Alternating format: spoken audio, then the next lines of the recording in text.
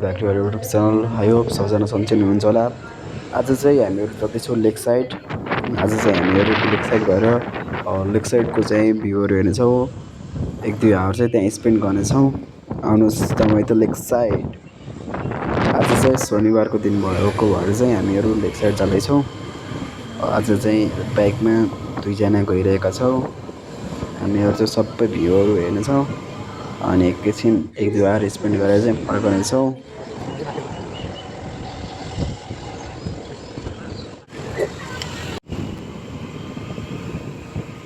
Guys हामी चाहिँ finally लेक साइडको यानि कि फेवातालको छेउमा आइसकेको छौँ। यो भ्यू देख्न सक्नुहुन्छ तपाईँहरूले।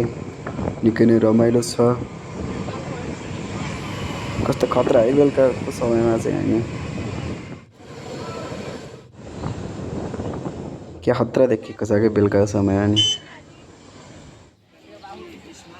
गाइज हामी चाहिँ फेवाताल आइपुग्यौँ। फेवाताल देख्न सक्नुहुन्छ ढुङ्गाहरू धेरै छन्। त्यहाँपट्टिको भ्यू पनि देख्न सक्नुहुन्छ। एकैछिनपछि चाहिँ हामीहरू भिडियो गराउन थाल्छौँ। बेलुकाको समय भएर पुरै अँध्यारो आएको हुन्छ।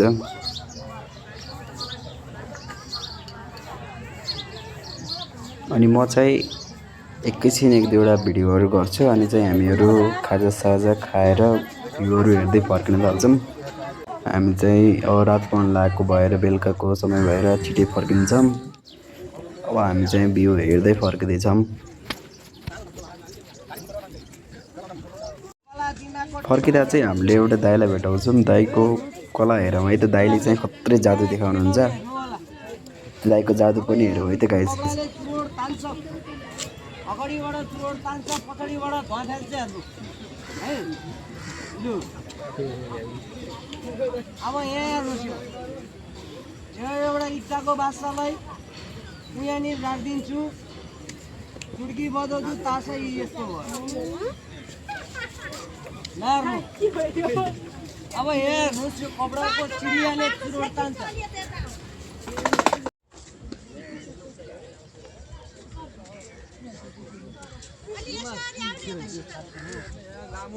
अब हेर्नुहोस्, यहाँ यो 3टा चक्लेट छ हेर्नु। यो चक्लेटले मान्छेले भनेको मान्छ।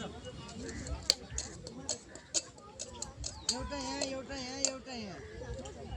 यसलाई यता राख्ने, यता छिर भने यता छिर्छ। हेर्नु यो यता, यो यता राख्ने, यसलाई यता जा भने यता बिर्छ। हेर्नु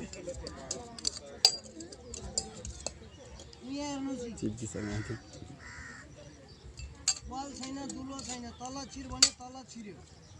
यसैको नाम हो छिरन्तरु। दुईटा मात्रै हैन, 3टा हैन।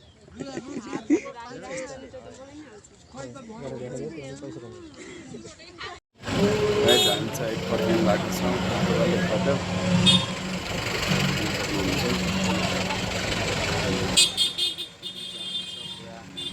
इन्डियाबाट सब घुम्न आएको छौँ।